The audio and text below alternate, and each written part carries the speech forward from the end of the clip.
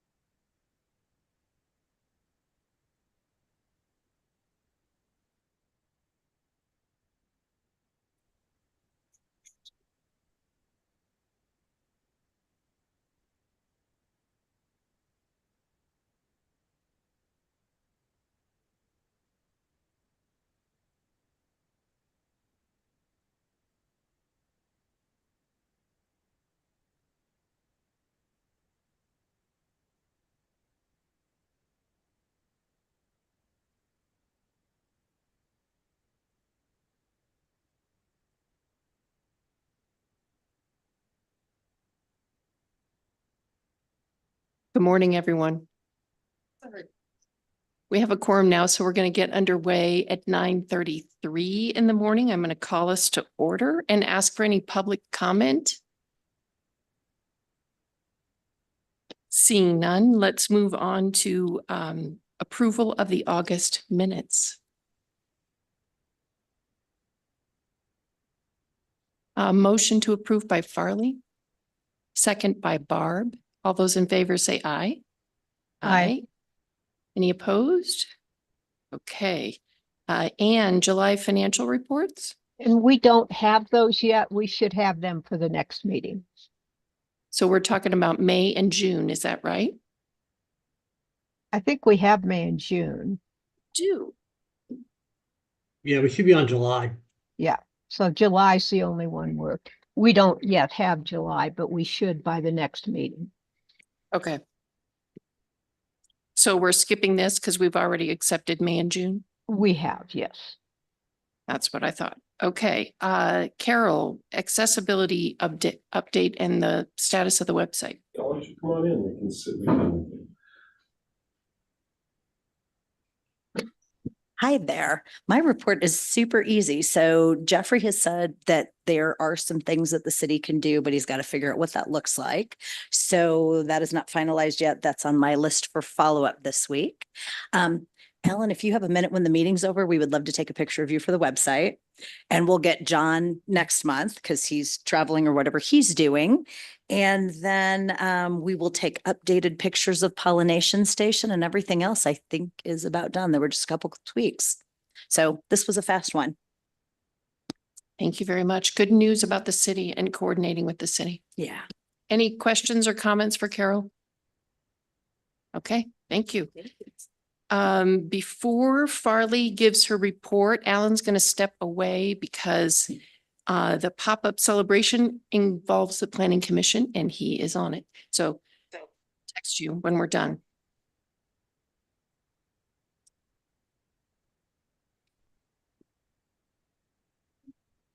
Okay, Farley. Well, not much to report, except that they are going to have to push it back to next spring.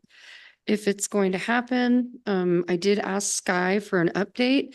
And I will skip through some of the language he used, but basically he said that given the misinformation by the planning department, as well as lack of time to allocate to the festival, they have to kick it down the road to next spring. Let's see, skip over that. Originally, the planning department said they needed to submit the application a month before the planning commission meeting.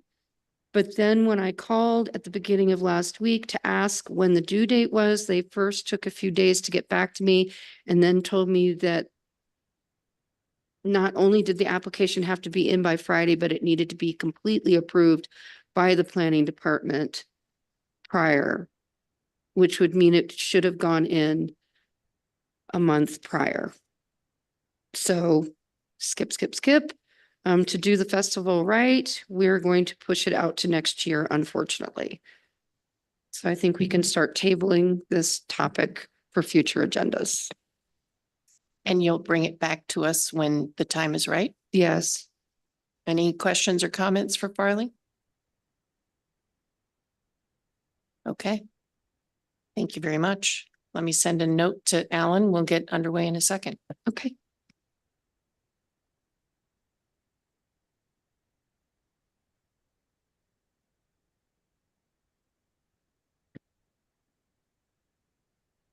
Our next topic is a review of the special district feasibility study.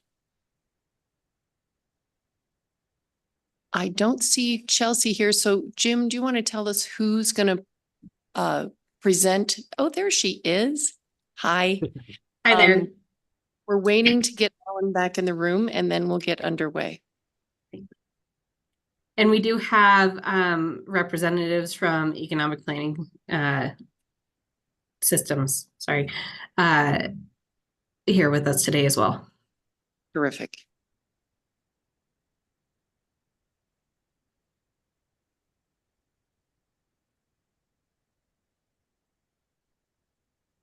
There he is. Okay. It's all yours, Chelsea. Thank you. Great, thank you. Hi, everyone. If I haven't met you, my name is Chelsea Royston. I'm a senior planner with the city. I have been kind of guiding this project through the process. We were tasked with working with the Urban Renewal Authority, the Business Improvement District in the city to look at possibilities for how to reorganize our special districts in terms of what services they can provide and funding of kind of what funding mechanisms are available for use. We contracted with economic planning systems to perform this analysis, and they created the draft report that was sent out with the agenda. I believe Dan has a couple slides he'd like to go through as part of this presentation. And so I will turn it over to them to walk through this this draft report. Thanks, Chelsea. Again, members of the commission, my name's Dan Guimond. With me is Kristen Carroll. We completed this draft feasibility study that you now have a copy of. I tried to summarize it in a PowerPoint slideshow, so I'll go through those slides quickly here, and feel free to interrupt me Uh,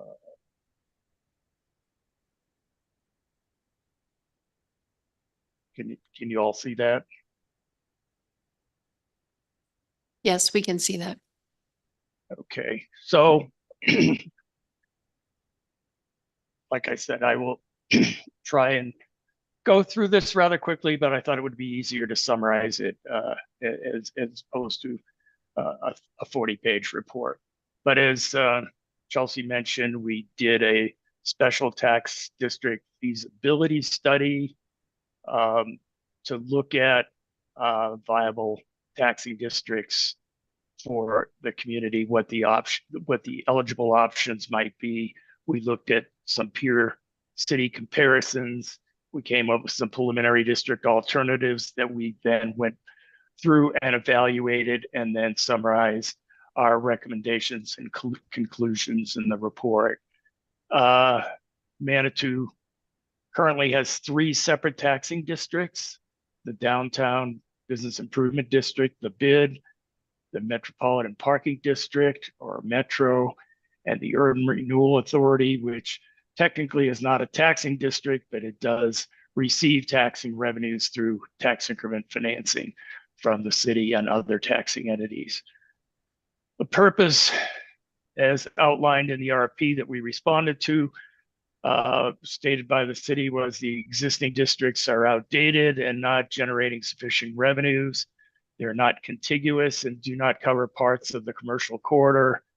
And then as specific to URA, it's reaching its expiration date of 2013, at which the 25-year time frame would expire.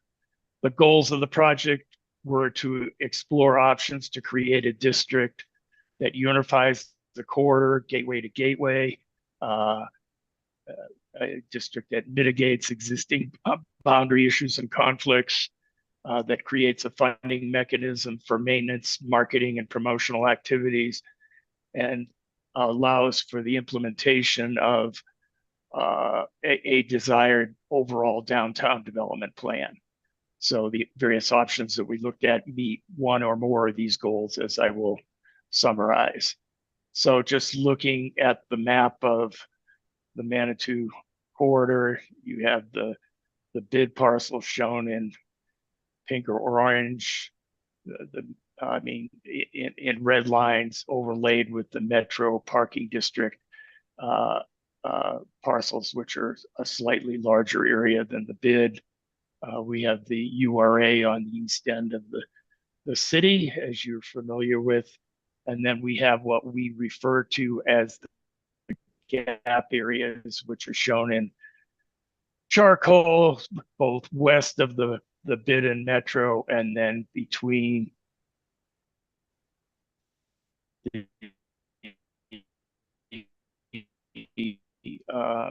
eastern bid, the URA area. The bid, just in terms of history, was formed in 2004 and provides maintenance, marketing, and beautification services in the CBD core that I showed. The Metro District was formed in 1989, originally to acquire the Wichita Motel property for parking, and then later acquired the Schmitzky property for an additional parking lot. The URA was formed in 2006 and created the East Entry plan area to promote the redevelopment of the East End of Manitou. And then, as I mentioned, the 2 gap areas. The bid has 103 parcels, 93 businesses, a total assessed value of 10 million. Its primary revenues are from a 30-cent per square foot assessment, which generated about $55,000 in 2023, out of total revenues of $65,000. Its expenses are, the largest expenses are from maintenance, a little over 41,000, about 65% of overall expenses. And over time, the bid revenues have been very flat. because the assessment has not been increased over time, but expenses have increased over time. So the budget, which was originally supposed to be balanced somewhat around 50% for maintenance and 50% for marketing, promotional, and beautification activity, has gotten to the situation where there's very little money left for anything other than maintenance. The Metro District is a little larger, as I said, 159 properties, 15.6 acres. Its primary revenues are currently from parking revenues, which totaled 280,000 in 2023. There is a very minimal mill levy property tax remaining of 0.44 mills, which raised a little less than $5,000. It was noted to us by the Metro Board that when it was originally formed, the Metro District mill levy was 13 mills, but has declined over time as parking revenues have increased. Its major expenses are basically to provide parking services and to contract with the city for the management and operations of the parking, of the 2 parking lots owned by Metro. Just as a point of contrast, the city provides quite a bit of additional parking. So there are really 2 different parking operations, although they're both essentially operated by the city. The city manages the on-street parking, and it manages several other parking lots, and it manages the Metro lots through an IGA, an intergovernmental agreement between Metro and the city. The primary source of revenues were based from fines, and lot revenues were 3.4 million in 2023. And then the primary expenses is totaled 2.3 million. The largest expense was for capital outlay of 2.3 million, but other expenses for operations of the parking. The Urban Renewal Authority, as you very much well know, includes 32 parcels, about 24 acres, about 170,000 square feet. Its primary revenue source is property tax increment of $130,835 in 2023. It's projected in the 2024 budget to go up to a little over 200,000 due to some significant increases in assessed valuation. The city's also, or the city is also authorized to allocate sales tax TIF to the URA, which it has done it a number of years in the past, but it did not do so in the last couple of years. The budget, the 2024 budget, shows that if the sales tax is allocated to the URA, it would be about $154,000. Primary expenses are grants and cost reimbursements, which were around 200,000 in 2023. A minor amount of money for operating expenses. So in terms of future needs, there's a need or a potential need to fund ongoing services once the URA expires. I mentioned the 2 gap areas that are of interest in terms of providing a more uniform set of services throughout the entire commercial corridor. The West Gap area is a smaller area, but has had some recent improvements that were made by the city, including sidewalk widening, underground utilities, and flower boxes. But there's no provision for maintenance beyond what the city provides in the right of way. The East Gap area is a much larger area, again, between the bid and the URA, 71 parcels, a little over 200,000 square feet of building space, includes many of the larger hotels in the city, as well as a significant portion of undevelopable land along Fountain Creek. This area has had few improvements and needs significant capital improvements. The utilities in this area are still above grade. There are narrow sidewalks and a lack of beautification improvements. And there, again, because there are no improvements, there's also no provision for maintenance beyond what the city is providing. So in terms of looking at the eligible tax options, we identified several different districts that the city could enable to address one or more of the project objectives. A downtown development authority, which is a quasi-public downtown improvement agency that has the ability to fund and build capital improvements, as well as to provide downtown management services. It also, like the URA, it has tax increment financing capability for up to 30 years. And as far as paying for operations, it can also assess up to a 5 mil levy, but that is the maximum amount it can assess. A general improvement district is a city-initiated special improvement district for making all of the various capital improvements that the city makes, but through a special district with a property tax assessment or levy. But it also has provisions for operations and maintenance. The third option identified was expanding the existing bid, both geographically as well as budgetarily. And the bid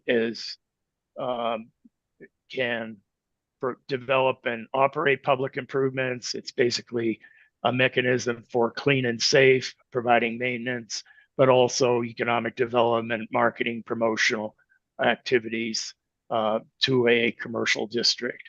And it can either assess an assessment or a mill levy. And one of the advantages it can have different tax levels by zone within the city. So it doesn't have to assess, as with a general improvement district, it doesn't have to assess the same level of throughout the area. I mentioned that we looked at a number of other cities and how they approach overall commercial and downtown management. The three we looked at were Colorado Springs, Golden, and Littleton. Colorado Springs obviously is a much larger city, but their structure is interesting in the sense that it is a nonprofit economic development corporation as an umbrella entity that's supported primarily by memberships and from corporations and companies in the downtown. It has a business improvement district in the central core area of downtown that provides those promotional and marketing activities within the blue area, which is shown there.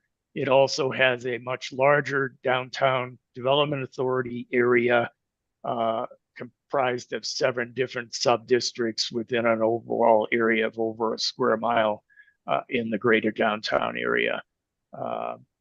Both the bid and the DDA have a 5 mil levy.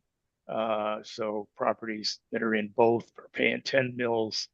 And then the DDA area, the entire area collects tax increment, property tax increment, and that is used for capital improvements and projects and development gap financing within that area. Golden has a downtown development authority, which interestingly was instituted to replace the urban renewal area in the downtown urban renewal area when it expired. And it has both TIF and a 5 mil levy. They also have a general improvement district that operates downtown parking. And the third example we provided in the report is Littleton, which is the newest downtown development authority in the state. It has 4 different sub areas within the downtown, and it has the authority to levy 3 mils for operations within the DDA. So the alternatives that we looked at after running through the advantages and disadvantages of or the possible districts, we looked at a newer expanded bid to expand or replace the current bid. Its advantages are that the assessment can be varied by zone, but it does need to be one contiguous area. The disadvantages, it has no tax increment financing powers and therefore would not be in a position to replace or expand the functions of the Urban Renewal Authority.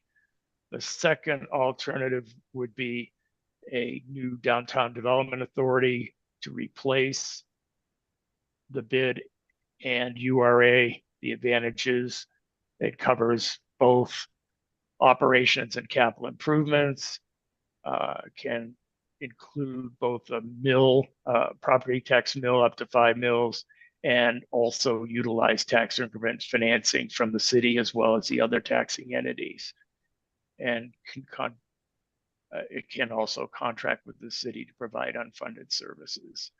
The disadvantages, again, a uniform tax across the district and a 5 mil levy, which in the case of the bid area doesn't generate any more significant revenue than they're already collecting. The third alternative was a combined DDA and bid, again, very similar to Colorado Springs. The bid would provide operational services. The DDA would focus on capital improvements and development financing. The advantages, the bid could charge a mill levy or an assessment, and the DDA could capture tax increment financing. The disadvantages is, as in Colorado Springs, some property owners who are in both districts could end up paying 2 separate property taxes or assessments. And then fourth, lastly, we looked at consolidating parking between the metro and the city. And we had a number of different discussions with the metro board regarding this. The advantages would be that it would resolve some obvious overlaps and operational inefficiencies between having 2 different entities providing parking. The disadvantages is that the metro board was pretty strongly opposed to really ceasing its operations and ceding its powers to the city. Input, we had a couple of meetings with an informal steering committee of stakeholders. As I said, we met with bid members and staff members. We met with the Metro board. What we heard was there is a desire to increase the bid budget in the existing bid area. As I mentioned earlier, the maintenance costs have increased over time much faster than revenues. So there's insufficient funds for other functions in the bid areas. So the bid areas are interested in increased services. However, it's at this point unclear as to how much additional tax or assessment the businesses would be willing to pay. There's also support for expanding the tax district boundaries in the downtown. There's a lot of interest in providing services to those gap areas. There's some question about whether the additional services need to be provided to the URA area either now or when the URA expires. What we heard was the gap areas would probably need mostly maintenance and beautification services and not necessarily the same level of economic and marketing and promotional activities that the downtown core might seek. So the takeaway from that is the gap areas may not need the same level of funding as the downtown core, which is why we looked at a number of options that would allow for different tax levels. Again, we have not done a comprehensive survey, but from the comments we received, the combined DDA and bid alternative did not have significant support. It was perceived as too large of an increase in the potential tax levels and levels of service to the city. And as I already mentioned, the Metro District Board expressed little interest in consolidating the parking options. So the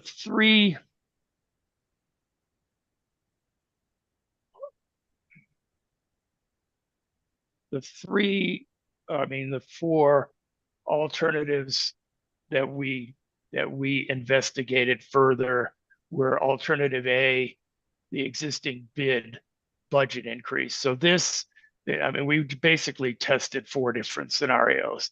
This, in this case, we looked at increasing the budget in the existing bid, so just within that bid core area, from its current budget of 65,000 to 110,000, which would let the bid come back or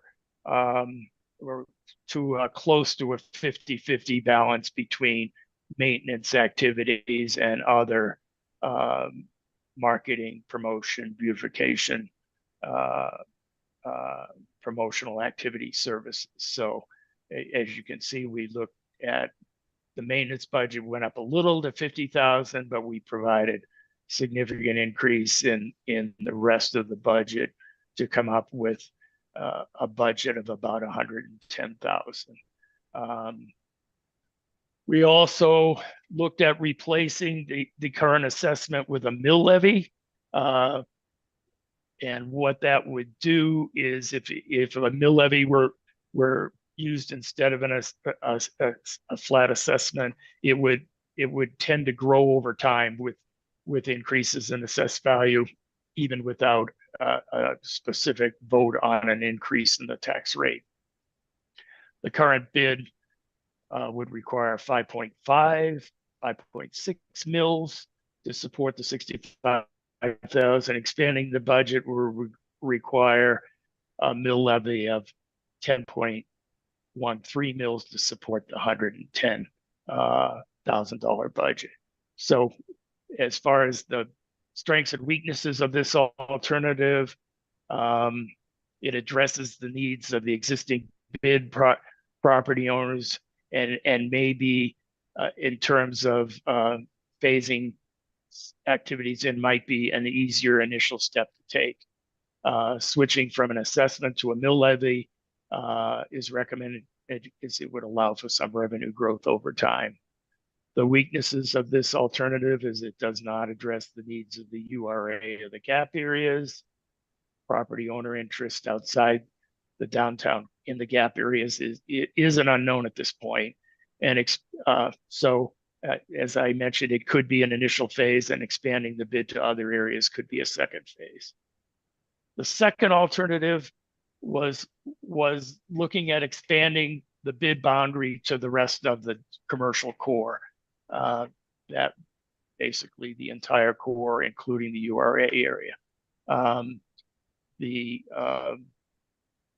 So that would be 224 parcels compared to 103 parcels now, and almost 700,000 square feet of building area to a little less than 300,000 today. And this one basically takes the existing bid budget of 65,000 and provides the same level of services to the entire core, which would end up being about 122,000.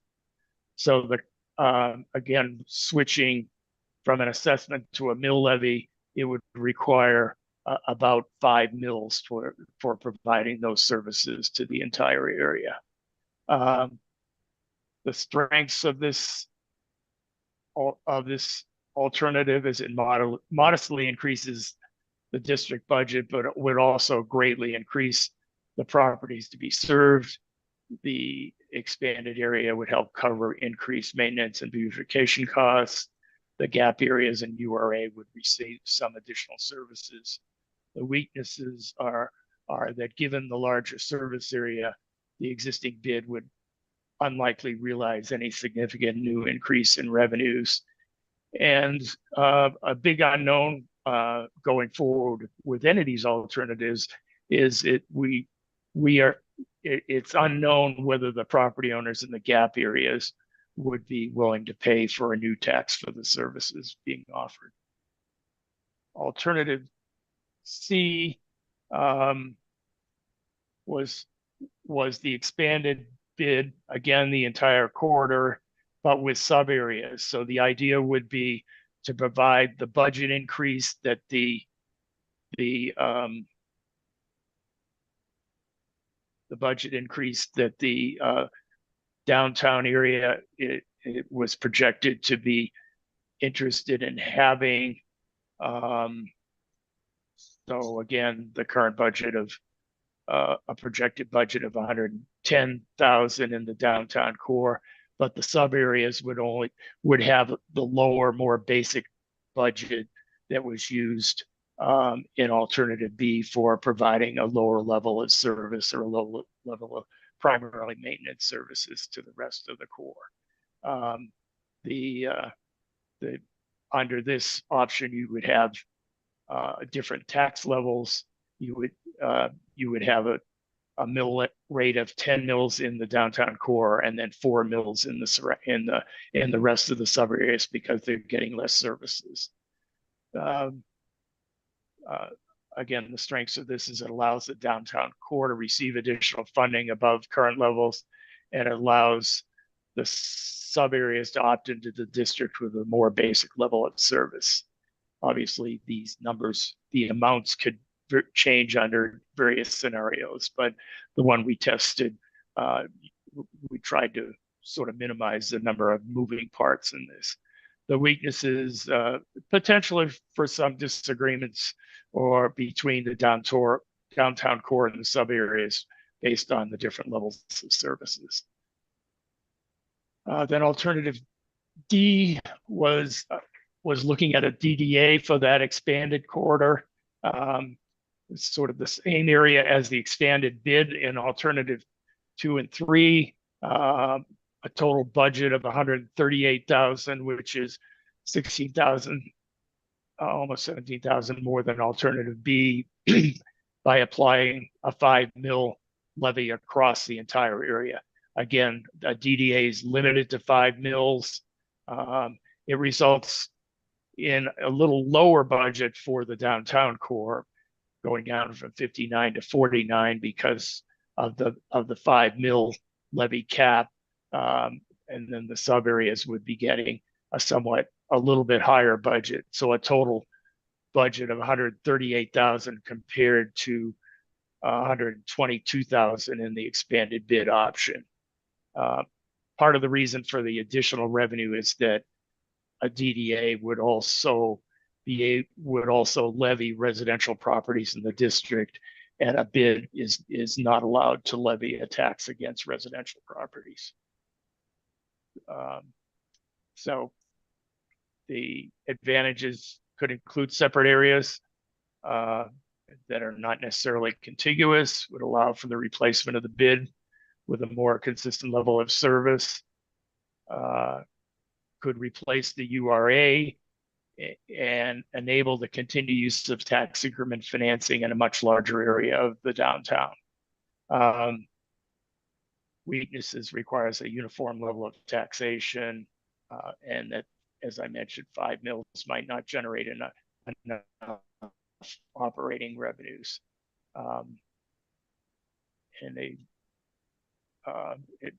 This was just an observation, is if such a large area of the city were included in a tax increment district, there may need to be some discussions between the city and the district as to as to the amount of tax increment revenues that would be allocated to the DDA, just because it's a big part of the city's general fund budget.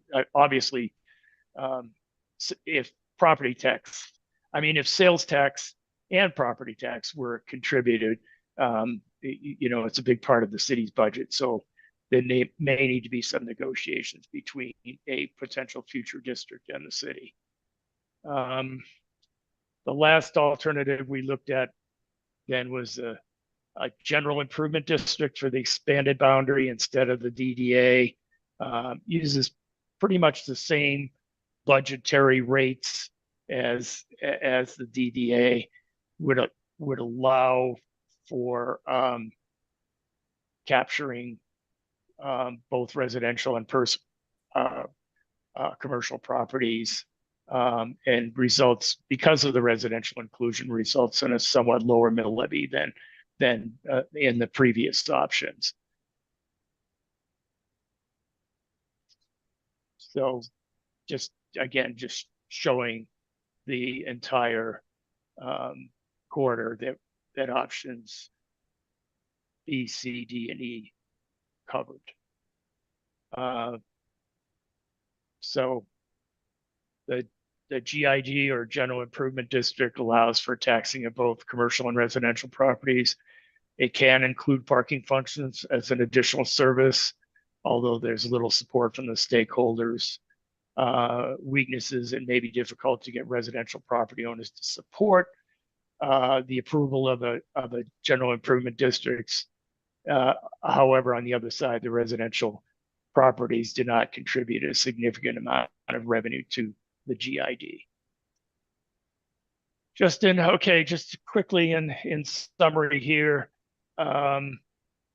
the alternatives we analyzed are all potentially viable options for addressing one or more of the project objectives. The preferred district option, district boundary, and budget and tax levels will require further input from property owners who will in any case need to vote for any changes in the future. So our comments on what potential next steps are, as I said, the feasibility study identifies a number of viable options with their various strengths and weaknesses. I think there will need to be further discussions between the city and the selected district option in terms of, just being a little clear about the roles and responsibilities between what the city provides in its budget and what the district roles and responsibilities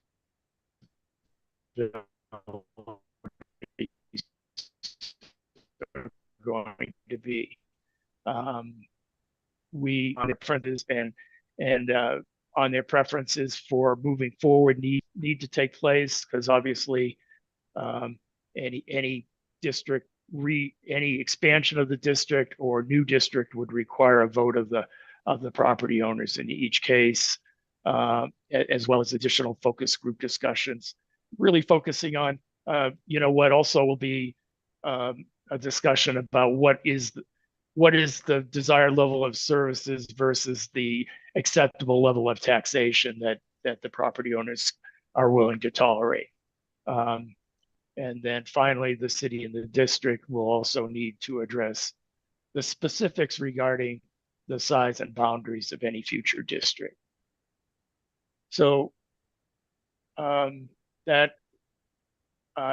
summarizes, I think summarizes the high points in the draft study we provided to you, and would be happy to answer any additional questions you might have.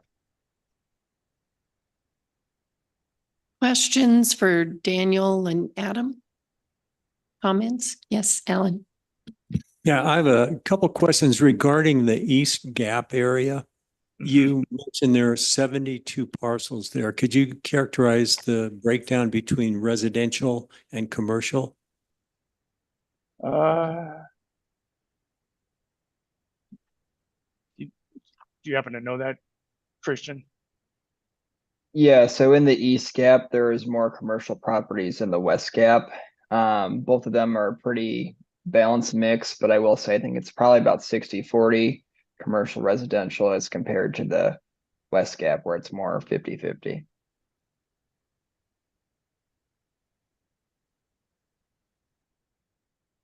Other questions, Alan?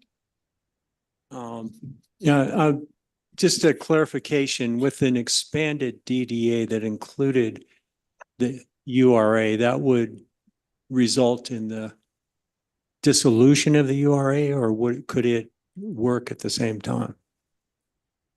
It would probably wouldn't make much a whole lot of sense for them to happen at the same time. I think we were just assuming that the URA is going to dissolve relatively soon. So we analyzed looking at the whole corridor. But I think you if it were to include the URA area, I think you would dissolve the URA. Probably a more likely option would be to include the URA to include the URA area when it expires, because you wouldn't want to basically forego the tax increment that you're receiving from the current district. You know, you form a new district, a new DDA, for obviously a much larger area of the city. Your starting point is you don't have any significant tax increment revenues until those increments start increasing over time.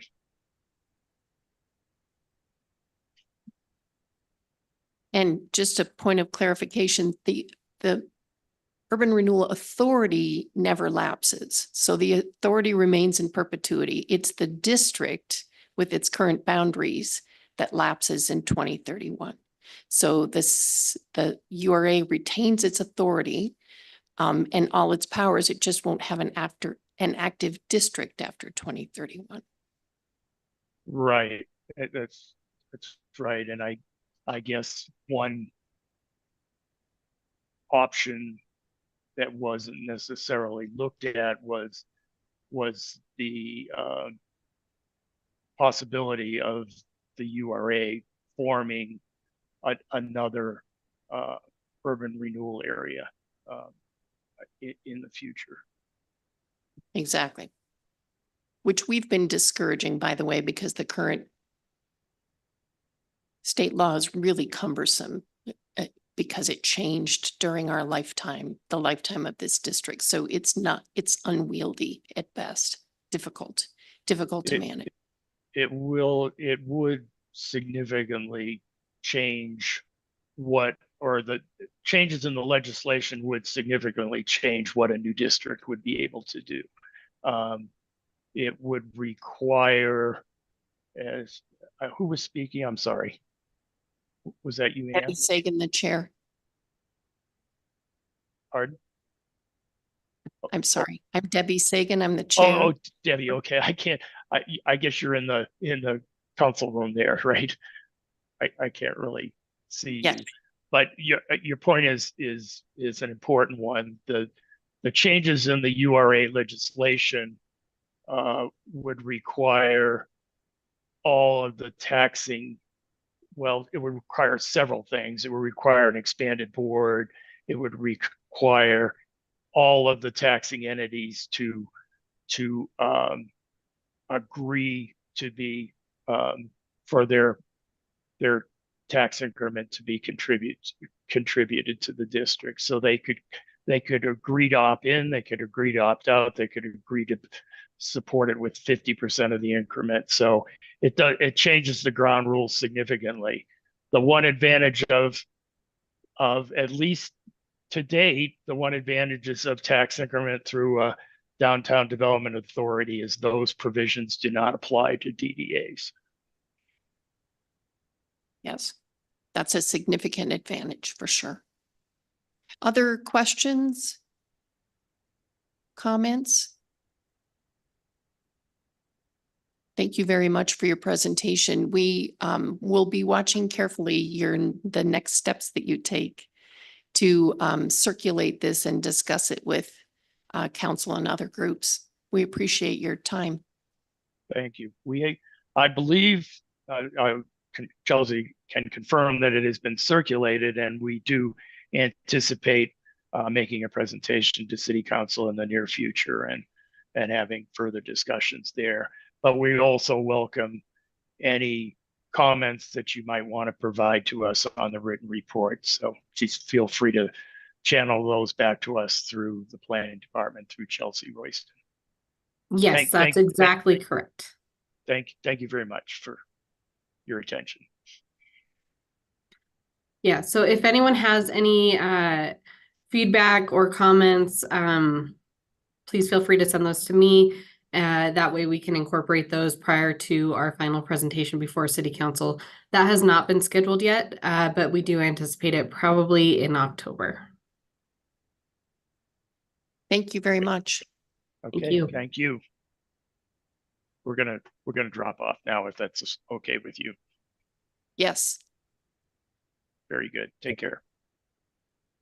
The next thing we are supposed to be considering is the Paragon Development Update, but we have both a City Council member and a Planning Commission member here this morning who will not be able to participate in that discussion. So they have made a request that we complete the rest of our agenda and end up with the Paragon discussion.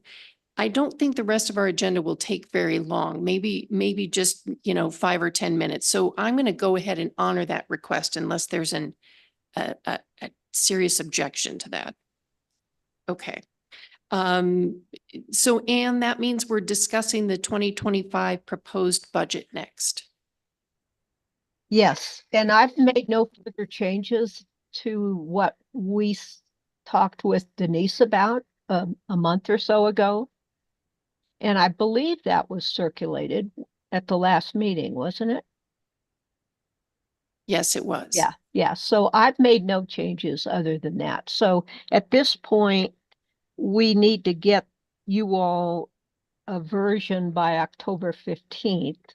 So I would request that if anyone has any additions or changes to what was distributed a month ago, they get them to me.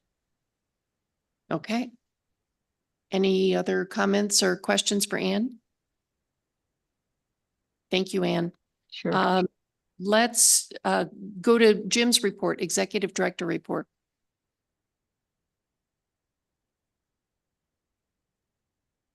Okay, yeah, mine's kind of short and sweet too. Basically, all the things we've been talking about this morning, kind of coordinating that to get it in front of you today. So, and much thanks to Chelsea for being able to get the consultants on short notice to come and do a presentation for us. And then coordinating a lot with Rich and John regarding the LaFawn site, 123 Manitou. And of course, working with Carol on trying to get the website finalized. Just a couple little things hanging up there. She mentioned them this morning, and there was a couple little quirks that it wasn't working quite right. So I think she's working the bugs out. We're getting close on the website. And then one last thing I wanted to mention is, I think we talked about this last time, that the original redevelopment agreement with Paragon was going to expire in August. Since that time, Rich has sent a check for $25,000 to the URA to extend that agreement, because as you all remember, the agreement can be extended for 3 one-year periods with a payment of $25,000. So they've done that. So the agreement is now extended. We've also followed that up with an amendment to the agreement, just to document the fact that it has been extended. David Neville drafted that, and I believe we just got it signed. So that's kind of the status with those. The concept plan we've talked a little bit about. I can't really talk about it until Rich and John get to it. That's about it. So anyhow, any questions? Thank you, Jim. Nancy, your city council liaison report. Sure, thank you. First, it's been a slow month for city council. We had to cancel one of our meetings, for safety reasons.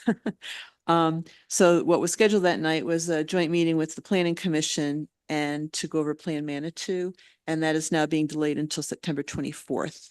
So last Tuesday of the month, planning commission. Secondly, we did approve the demolition of the Green Willow Hotel, motel, whatever. So that will be going away.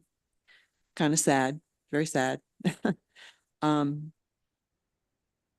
We are looking tonight at a land donation. That's not a biggie. You guys won't be interested in that. We looked at options for shuttle and trolley. The shuttle or the trolley, whatever trams that we had purchased earlier this year, the electronic trams broke down. They just were probably lemons, or they just didn't work in Manitou at all. So they were sent back. They were still under warranty. They were sent back to the manufacturer. And we're looking now at other options. It was because the council's pretty much of the opinion that we need to continue with the program of free small shuttle service like that. And it was brought up at the council meeting that URA should be brought into the discussion on that because URA would be serviced by this. And lastly, if you read in the paper this past week on the speed cameras, so we are going to be implementing a initially just be the little LiDAR gun, but it automatically send out the citation to the owner, the registered owner of the car, no matter who is driving, and they'll get the speeding ticket. And it'll be max of $40 unless it's like in a school zone, in which case it'll be $80. Because we get so many complaints about speeding in the city, in the neighborhoods especially. So that'll be fun. Anyway, I have to do an ordinance on it, and and so that's going to be coming to council over the next couple of months to get the ordinance, and then that will start up. So the good news is, or the bad news, because it's really, I will tell you that council is very resolute that we don't want it to be a money raising opportunity. Is strictly to change behavior.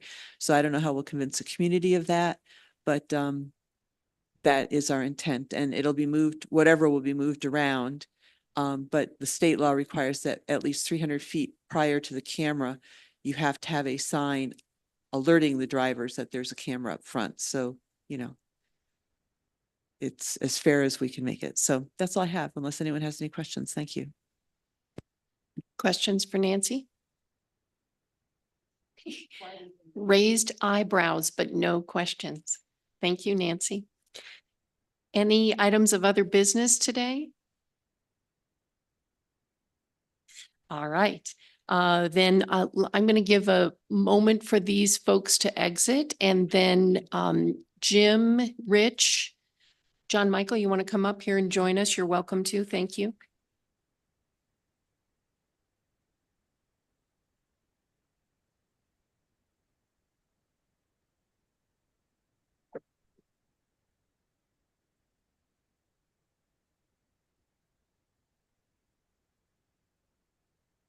Okay, who am I teeing up first here, team?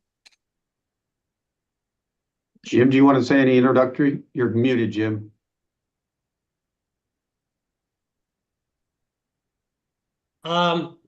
We've been working on this with Rich and John now for a couple months, and they hired Kephart, and we've got some representatives from Kephart here this morning, architects.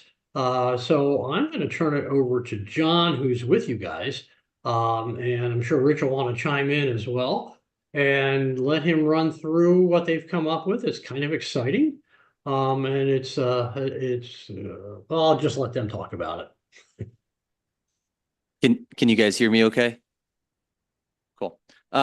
So yeah, I think just high level, our plan here is to give a quick history of the project, and then we'll kick it over to Kephart to go through the design considerations and some of the things that they took in mind when putting it all together. So Dad, do you want to kind of kick this off on the history side, and we'll pass to Adam and Josh? Yes, certainly. So I guess thank you first, board. For the record, my name is Rich Block. I am in Fishers, Indiana, which is just outside of Indianapolis, but also joining us, as has been mentioned, is a team from Kep Architects. They have been great, and I think you'll hopefully appreciate some of the thought that they've given to the project. But just as maybe some quick review, and I think something was mentioned, we'll need to get clarified, but we've gone around with a couple different plans for development of the site, and it's hard to believe now, 2 years since we acquired the site, working with the URA. And so I really need to, first and foremost, thank you all, because I don't think we've had the opportunity to revisit as a group. We've had discussions, I think, with Deb and Jim throughout the time, but I guess thank you all for working with us there. We do have a presentation of a concept plan that we're prepared to present to the city. That is next Wednesday, the 11th, unless what we heard earlier, maybe there's a shift in that meeting, so we'll need to learn a little bit more. But regardless, we consider the concept plan to be the first step in what will be a formal ask for a variance with the city. And one that we believe really is justified to help put together a project that, again, we'll share with you. I think maybe some of you have seen some preliminary information, but I did want to, again, as John Michael said, review some of the history of from where we've been. And it is, again, hard to believe that, well, a little more than 2 years ago, we talked with you all, but I think we closed in August on the LaFun property. The URA made a decision to work with us. I mean, I think it was intentionally done to really address what was a problem property. You guys may remember that the city had revoked its operating license. At that time, I think maybe the motel was closed for nearly a year before we bought it. I don't know the exact timing of some of that, but part of what was done, right away with us was to do the demolition and asbestos abatement of the building. And suffice it to say that we encountered and saw a lot when we did the demolition. So I think the city's decision to do what they did was fully justified. And while, maybe nothing has yet been developed, I mean, I think it took what was a problem property back to a ground state and at least made it presentable. It's one that's been quite an evolution for us. We originally were thinking and had discussions with a number of commercial users. We had a coffee, drive-through coffee use. We had a natural grocery store that was looking at the site. And, just because of really what was happening with construction costs and also financing in the capital markets, neither of those and some of the others that we had talked to really were able to materialize. We did also pursued the real true affordable housing development opportunities. We are not tax credit experts, and really it was through some of the discussions that we had with potential people that were involved in that arena that, I guess we kind of exhausted some of those opportunities. And, part of that was, just given the timetables that were explained to us. Part of that was because of limits on what kind of number of units. But more importantly is that actually the census tract somewhat works against being able to even be ultimately awarded tax credits in Manitou. And so we shifted our thinking to a more traditional but attainable multifamily housing project. And, I say attainable because we have learned a lot from discussions with members of your board, primarily Deb and Jim, but also others in the community. We've gotten feedback from the planners. I mean, and our discussions with planning really started with Hannah when she was in office, but we've also met with Fred and Chelsea about, and getting some of the feedback from them. And what we're coming down to is a project, and I don't know what's before you, what's being shown, but it probably is good, John Michael, to either allow Kephart or you to pull up what the concept plan is. I don't know what was shared in advance, but yeah, this is a great starting point.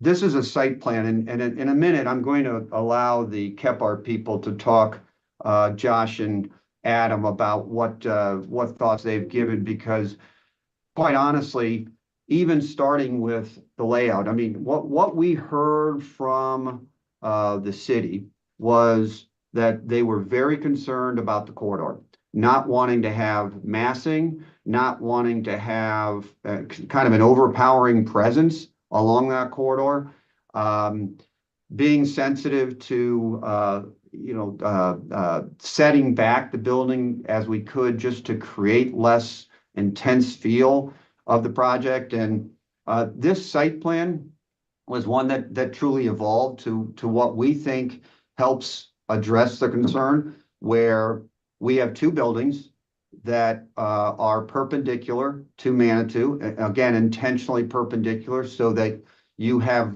limited building along Manitou. One of the concept plans that we had early on was, or at least considered, was kind of shifting that plan 90 degrees and having one of the buildings front Manitou. There actually are a number of communities that like that sort of presence that can be afforded with that sort of orientation. But we know that that was something that the city of Manitou was very concerned about. We hope to have some sort of architectural feature or element there, kind of at the center, if you can see that, where the avenue listing is. Yeah, maybe you can just put an arrow to that. That helps again soften the view from Manitou Avenue. We've got, there'll be some interior islands and landscaping that will be done there. But we also have some site challenges I think you guys can appreciate on the south side of the site. The topography is such that it really goes up quite a bit to 24. So we know we're going to have to construct a retaining wall. Maybe again, you can highlight with the arrow where that might be, just along that south perimeter. And then we'll in turn, thank you, have parking that will serve the project. But I think what's probably worth us, and maybe we can show this in a second here, but I'm going to turn it over to either Josh or Adam, because when we talk to them, I will tell you, I've never worked with an architect that showed their appreciation for the history of the community.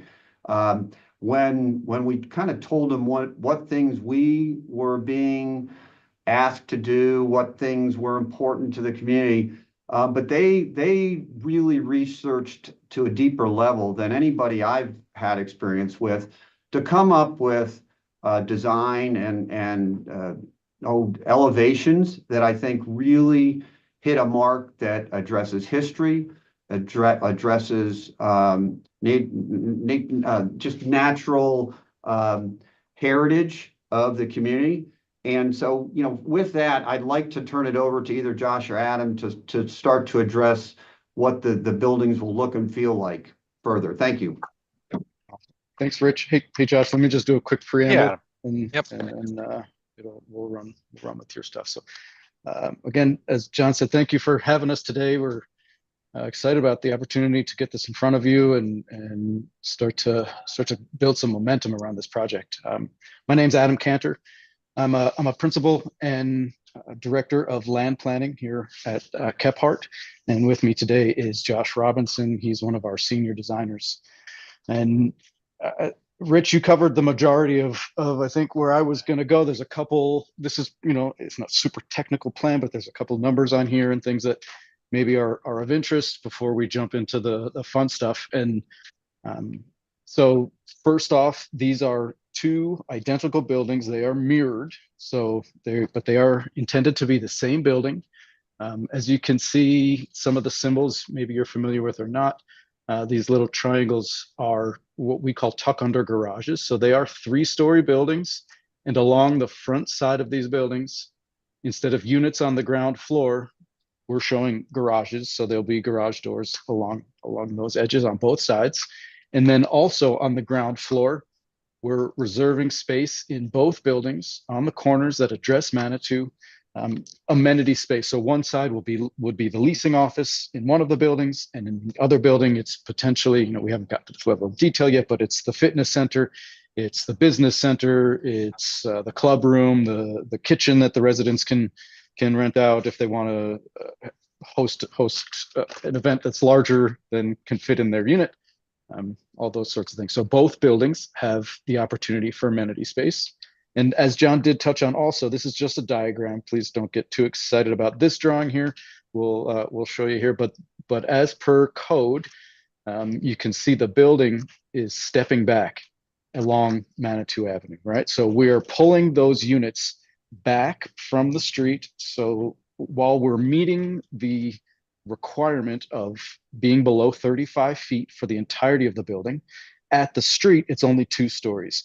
That affords us the opportunity then, for either amenitized roof deck space for all of our residents, for the potential for those units that face that to have a larger private balcony, something of that nature.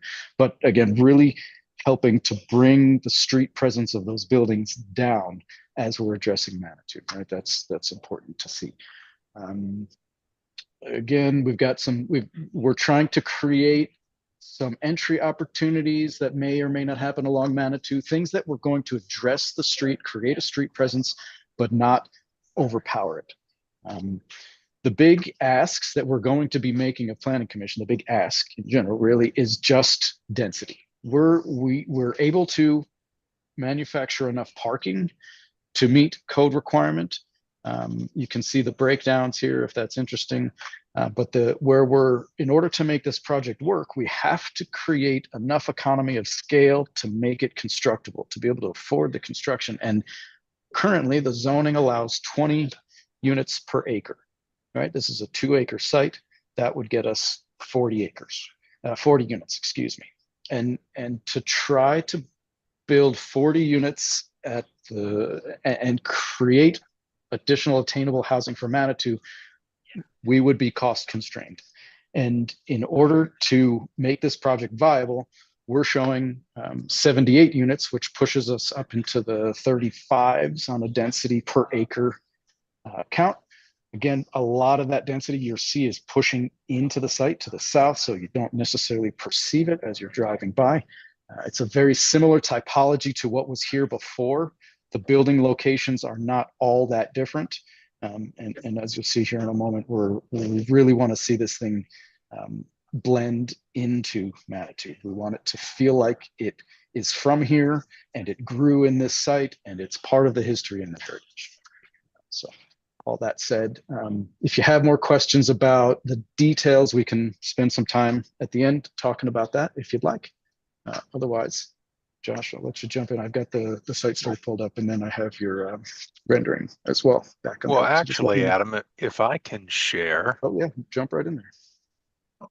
Control.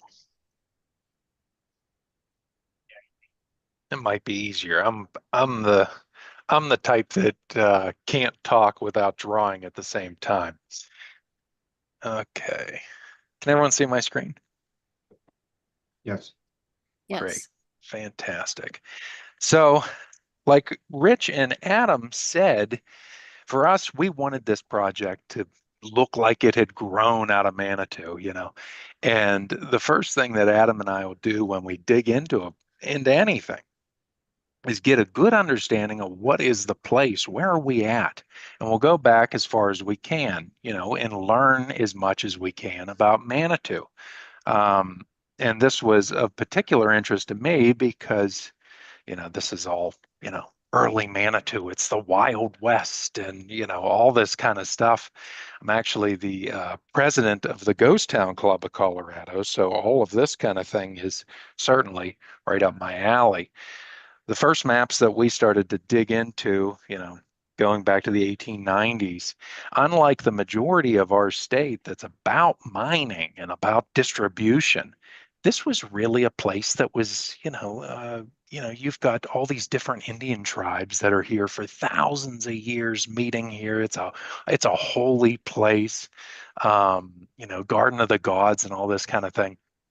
But there's this whole unique aspect of the town that really isn't found through most of Colorado's 19th century history, and it's the tourism. This being a resort town. Of course, Colorado Springs was at that period, the world's capital, for TB treatments. And certainly Colorado City goes back further than that. But Manitou was really part of that whole tourism kind of thing that was happening, a resort town. Of course, we saw Wild West buildings, typical kinds of things that we might see. But what was pretty neat to us was, you've got all of these tourists, all of this investment in a unique sort of town. Of course, the cliff dwellings being moved there, all that kind of thing. We saw Manitou, like much of Colorado in the 40s, come and go, but it hung on because of what it did. It was about, it's a resort town. We dug in what we thought was pretty interesting. Of course, the mid 20th century period for Manitou was a big deal. 1961, the highway cuts through, and all of a sudden, what had been our primary road into town was bisected, and the left-hand side really developed its own character, and the right-hand side sort of was, cut off in a lot of ways. We looked at the sorts of buildings that we saw there, 19th century stuff, right? These aren't just the typical Old West false fronts. These are Victorian fantasies, these big elaborate hotels and, the incline and all this stuff, of course, the cliff dwellings. And we saw that same kind of stuff happening, well into the 20th century, specifically the middle of it. Great roadside stuff. You've got the development of all the parks in the 50s and 60s. It's just, it's Colorado.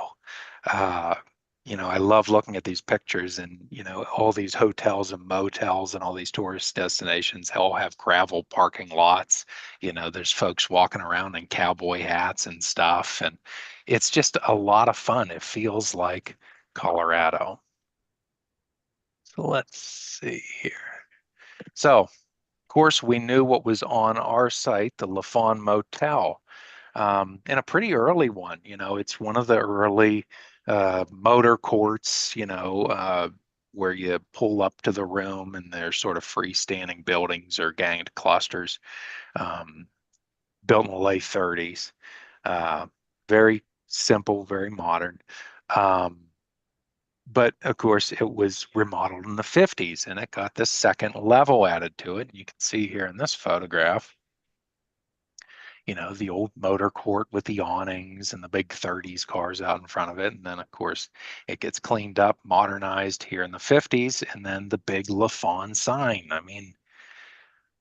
This great roadside architecture. And this whole period with, when I first came to Colorado, Manitou was one of the first places I actually visited because I wanted to see the signs. Because so much of your street character is still intact. Many communities, that's gone. But out here, it's still there. I'm pretty sad to hear that the green willow is going to be going away. I hope that they keep this sign. So this roadside exuberance, the Wild West, I can picture Gunsmoke and Bonanza, that kind of thing. So we got a good feeling of what kind of vibrations are we picking up here, and we started to look at how that might manifest itself as buildings. Of course, we looked at LaFawn. LaFawn really had big modernist ideas in it, and a really kind of mom and dad modern package. Very clean, very simple building. It's very honest. It was all sort of a turquoise and white.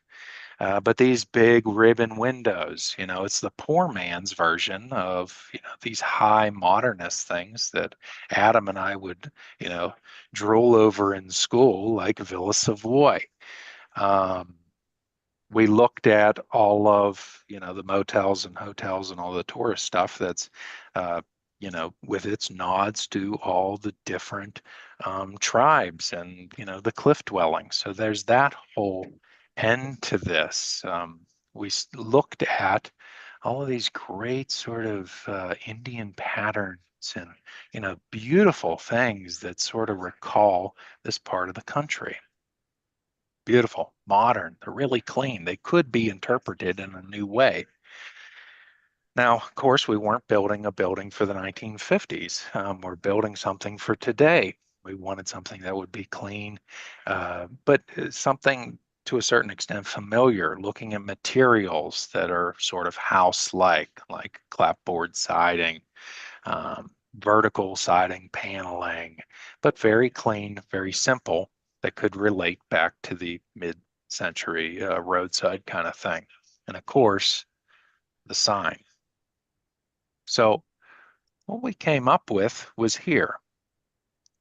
A very simple, very clean building that recalled a lot of the stuff that we saw in the LaFawn. Even the same colors, it's this turquoise, this fun, exuberant kind of color, but it also goes back to, turquoise jewelry and things like that. Very quiet, very simple, all horizontal siding, something that would blend in well sort of with the Western kind of things. Windows gang together to all of a sudden start to create ribbon windows like we saw in Villa Savoy and in the old LaFawn. And the big move to address the street for us was bringing in this fun pattern. It plays off of the old exuberance that we saw along the street in the mid 20th century. But it also sort of hints at some of the patternings we saw in all this traditional jewelry, but adapted in a modern way. And of course, at the middle, the restoration of the old LaFawn sign and integrating it into the building. Like Adam said, we wanted this to feel like it grew out of the site and that it belonged there.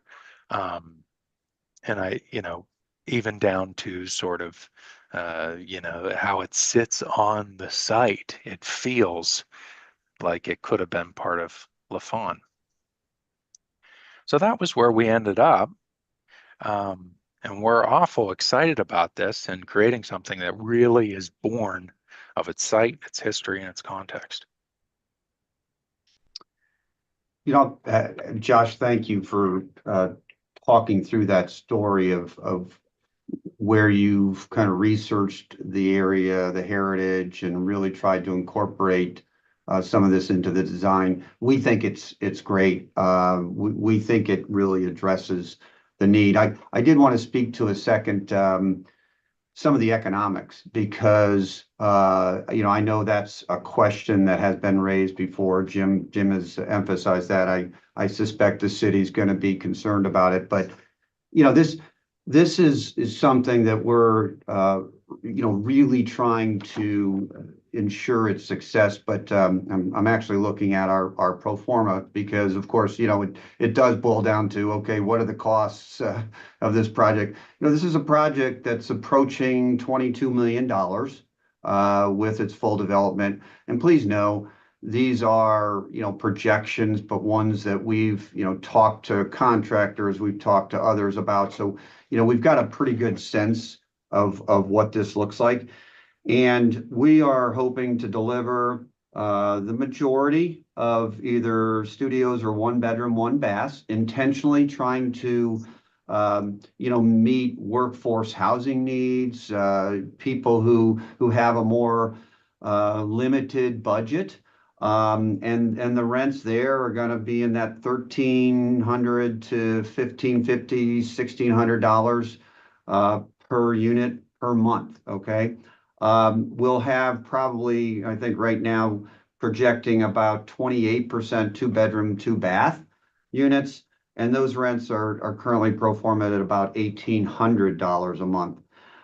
I know that probably still sounds like an expensive rent, but it is one that we need to be at to make sure that the project makes economic sense. But I also believe that for any newer project in let's say the metro area, and that would include Colorado Springs, I think it does hit that attainable, more affordable, small a affordable rent. So that's again all preliminary, but it was a question that was asked, and I'm sure we're going to be asked again by the city. To do that, we do need to get to the number of units that we're showing, and that does mean a variance both for height and density. But that's really the extent of our ask. Our hope is that there is an appreciation for the need, and that the project does meet that both need and demand, and one that allows for us to move forward with what we think is going to be a pretty neat project. So I'll open it up to any last comments from our team, John Michael, Josh, or Adam, and then allow for questions from anybody else.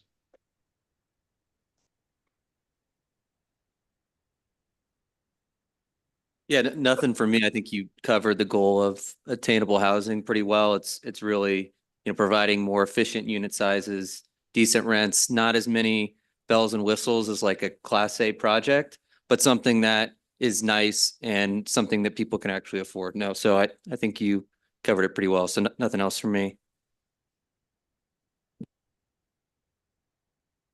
So what class of project is this defined as?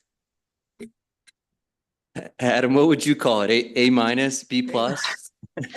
Everything that we work on is Class A, right? We will do the best work that we can do given the budget that we're given, right? I mean, and this is a pretty clean and simple design. So the units don't really change, but maybe the finishes are, like maybe And amenities.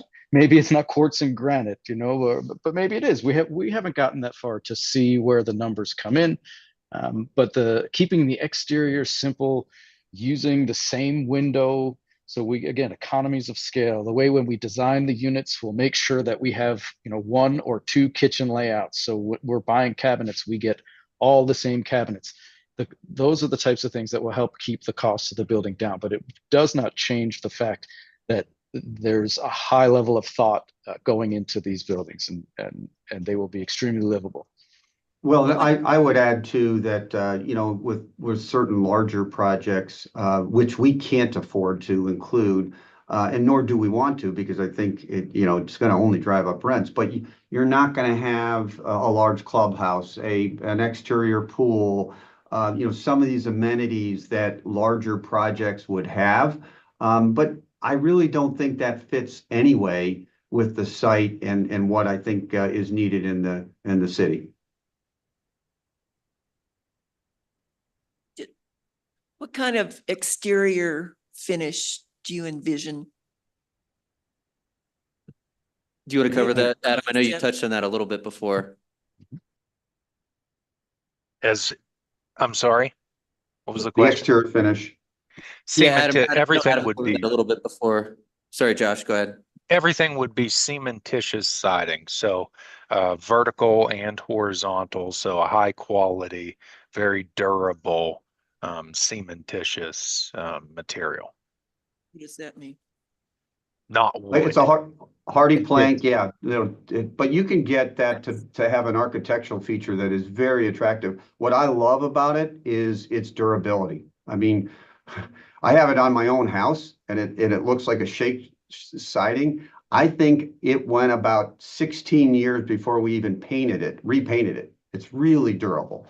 Must be something durable. Yeah, for the weather. Okay. I didn't understand the term. It's Other- cementitious? Cementitious means it's concrete based as opposed to wood based. My house, Rich, has the old T60 on it, and I've had to replace panels because it's essentially cardboard on the outside. It is not very durable. So it's a huge upgrade to have it made out of concrete based. Other questions or comments? Hi, I'm Farley. I do have a comment and I like that you're not going to put in a pool, and in the development as you all go along. I rent to people in this price range and under. Personally, I have 4 little units in Manitou. And quite often, those amenities, the amenities that you're talking about can actually increase the cost to the tenant to the point where the actual base price of the unit they can pay for, but then you add in all the maintenance and the management that comes with some of those amenities and they get priced out again. So I would just encourage you to be thoughtful about those things when you are including them. I love this project. I think it's fantastic. I'm just really, really pleased. I can't believe you were able to do so much, considering the code as it is. And I just hope that the council and the city agree, because you absolutely need that density. And if they rejected this project because of that, I think it says a lot about them. And so good luck. And do you all need us there at all for your presentation time? Well, that was going to be a question I was going to ask at the end, but I don't know what's appropriate. I mean, actually, I at this point would say, yes, we would love anyone from the public to be at any sort of public hearing, particularly when there is support. I'm sure you can appreciate in most public hearings, it's really the remonstrators, those that are against the projects, that are the most vocal. So I don't know enough about Manitou and such, but I can't imagine it's too much different. So any sort of support that you can offer, even in advance, to council members and planning commission.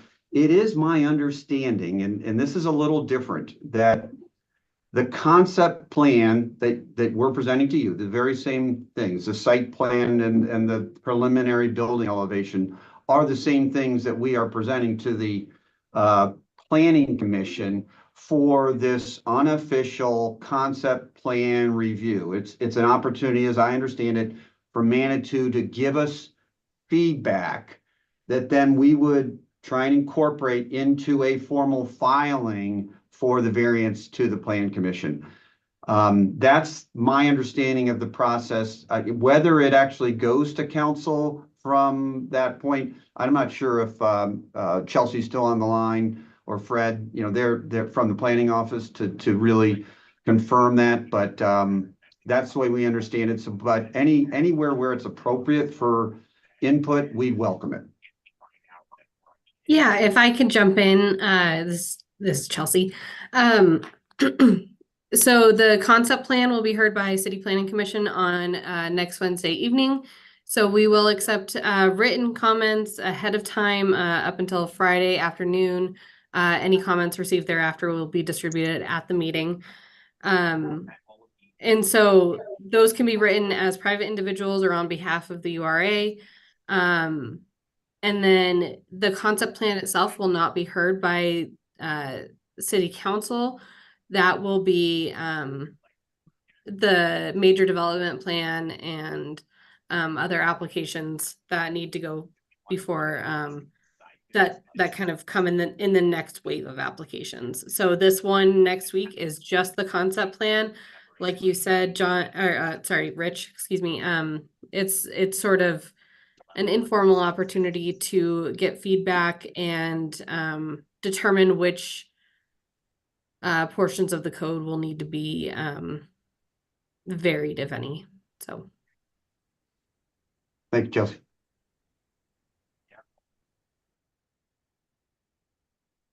Just to let all of you know, the other thing that I advised the Paragon team about was that they might want to go before the housing authority board or the Manitou Housing Board as well, just to inform them about the journey they've been on to try to figure out a low income housing project and what a rough journey it has been and why they landed on an attainable housing project as opposed to an affordable housing project, because that is the topic of the day in Manitou Springs right now. So I think that is potentially happening after the Planning Commission concept review. Is that right? That's Yes. right. It's the 18th, right, Chelsea? Yeah, so no, yes, sorry. September 18th is the Housing Advisory Board, and that's just kind of the way the meetings fall in our monthly schedule. But I believe that is when we're planning to discuss it with the Housing Advisory Board as well. Yes. So we would have two opportunities to go and listen or even speak about this at Planning Commission on the 11th and at the Housing Advisory Board on the 18th. Sort of. It's a little different. The Planning Commission is a quasi-judicial board, so they'll have public hearings and have an opportunity for public input. The Housing Advisory Board won't review this in the same way. They're not a quasi-judicial board, they're just an advisory board. So they don't make legally binding decisions, and they can certainly accept feedback. However, I believe the intent is to bring it to them to get their feedback and support to bring forward in future Planning Commission and City Council applications as well. So their approval isn't necessarily needed or required, but it certainly would be appreciated, and that's what's being sought. Thank you. Other comments or questions?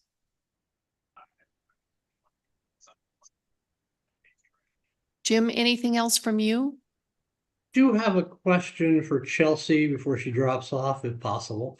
So for this Planning Commission presentation, would it be appropriate for this board to write some kind of letter describing their support? They certainly could. That would be up to the members of the URA, of course, to decide if that's something they would wish to do. And then if that is the case, I would urge you to complete that by, again, Friday, let's say around 3 o'clock or so I can get it in the packet that would go out to planning commissioners. Chelsea, I am planning to attend myself. I think my son will be there, but I don't know about the Kephart people. They may just, if they can attend by Zoom, that might be easiest for them, just being sensitive to their schedule. Yeah, absolutely. So Debbie, back to where my thought was going with that is, if the board is supportive, like I'm hearing good comments, then I would be happy to draft something for your signature. What say you, board members? We still have a quorum, so we can make this happen. Is that acceptable? I support that. I'm hearing a yes from Barb and from Farley. Alan, would you agree with that? Yes, I do. It's got to be carefully drafted. I think given the sensitivity of council. But I like the idea. I think as well, it would be important to note which members of the URA board were not part of the decision to write a letter in support of. since they sit on those other boards. That's an excellent, point. Thank you. Jim, why don't you go ahead and draft something and send it out? And we'll get it done before Friday. Might have come Friday when I wasn't here. Whether it's starting a new one or upgrading. Any other questions or comments? I think one other thing, I guess somebody mentioned it there that, you know, I mean, Alan Delwich is kind of in a, you know, dual role here. So I think I may make sure that it doesn't sound like he's advocating for the project. Yes. Let's make mention of that in the letter specifically so that we keep him out of hot water and yeah, Nancy wouldn't be part of it because she's not a member of the board. However, I think would also be important to note, since an application resulting from this application, the future applications that will go to city council will be sort of piggybacking on this. So I think if you're making a statement about which members were not included in this conversation, and it probably wouldn't hurt to include Nancy as well. Thank you. Okay, anything else? Deb, I'll just thank the board, members of the board, Chelsea in particular. I know you've had probably the most involvement from the planning staff, but we are very sensitive to some of the pressure, I guess, that exists with council. But I really think the Kephart team has done such a great job trying to address and soften what I think the concerns are. We hope it's something that will be supported. But again, thank you all for working with us previously, but also then supporting us as we continue this project forward. So thank you. Thanks, Rich. And the Kephart folks and John Michael as well. Okay, I'm going to close this item out and ask for a motion to adjourn, please. Moved by Barb, seconded by Farley. All those in favor say aye. Aye. Aye. Motion carries. Have a nice day and a nice short week. Thank you all.